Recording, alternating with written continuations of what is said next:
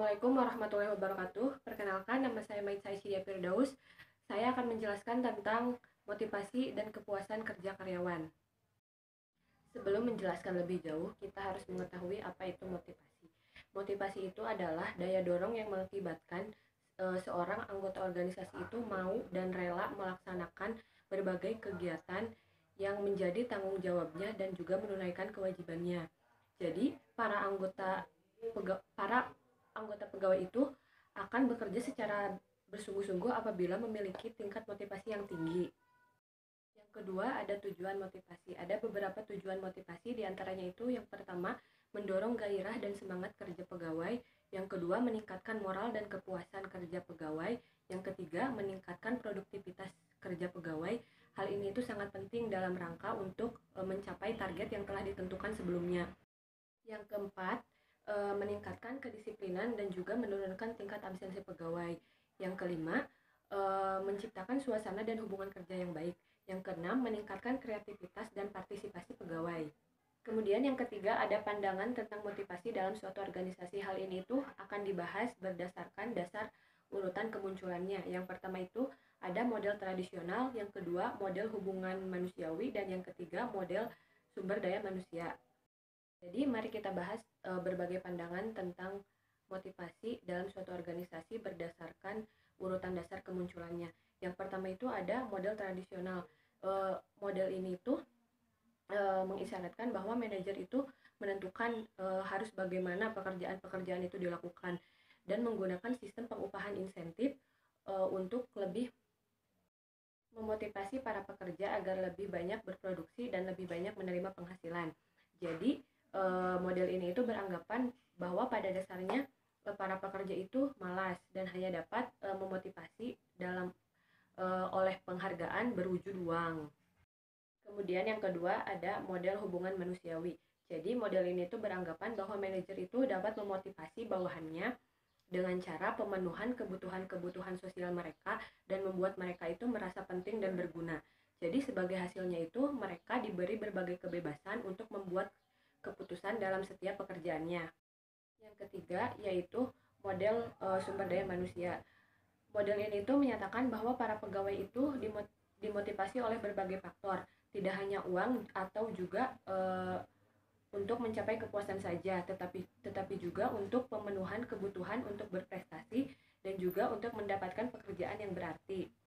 Kemudian selanjutnya kepuasan kerja. Kepuasan kerja yaitu suatu perasaan positif tentang pekerjaan yang dihasilkan dari suatu evaluasi pada karakteristiknya.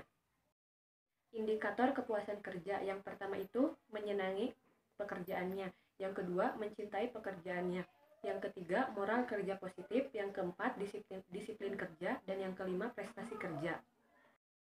Pengukuran kepuasan kerja. Sebuah perusahaan itu bisa melakukan berbagai cara untuk melakukan pengukuran kepuasan kerja, diantaranya itu menggunakan cara rating scale, interviews, dan critical incidence.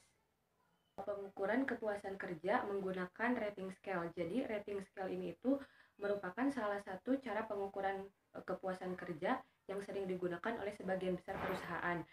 Jadi pengukuran kepuasan kerja jenis ini itu dapat dilakukan melalui dua cara. Yang pertama itu Minnesota Satisfaction Questionnaire dan yang kedua Job Descriptive Index. Jadi Minnesota Satisfaction Questionnaire itu merupakan pengukuran kepuasan kerja yang di dalamnya itu memuat secara detail apa-apa saja yang termasuk ke dalam kategori unsur kepuasan kerja dan unsur ketidakpuasan kerja. Sedangkan untuk Job Descriptive Index itu merupakan salah satu cara pengukuran kepuasan kerja yang akan memberikan gambaran tentang sikap karyawan terhadap elemen-elemen pekerjaan yang ia jalani. Variabel yang menjadi tolak ukurnya yaitu adalah pekerjaannya itu sendiri, upah atau gaji yang dia dapatkan, peluang untuk mendapatkan promosi, dan juga rekan kerja. Yang kedua, pengukuran kepuasan kerja melalui interviews.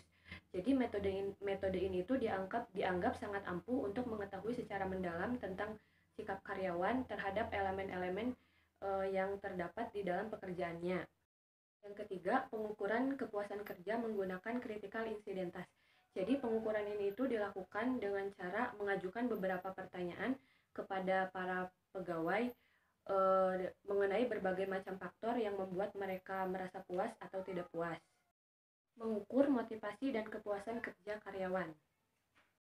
Hubungan motivasi dan kepuasan kerja itu dapat dilihat dari teori Herzberg yang mengemukakan dua faktor tentang motivasi, yaitu faktor yang membuat orang merasa puas dan faktor yang membuat orang merasa tidak puas.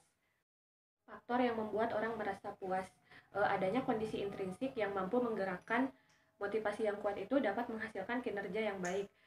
Di antaranya itu meliputi prestasi, tanggung jawab, kemudian kemampuan, terus keinginan untuk berkembang, juga pengakuan, dan lain sebagainya.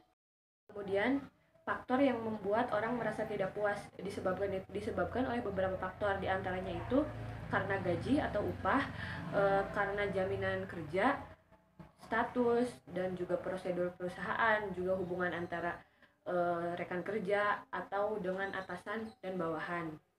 Demikian yang bisa saya sampaikan. Mohon maaf apabila banyak kekurangan. Wabillahi taufiq wal hidayah. Wassalamualaikum warahmatullahi wabarakatuh. I think it's the way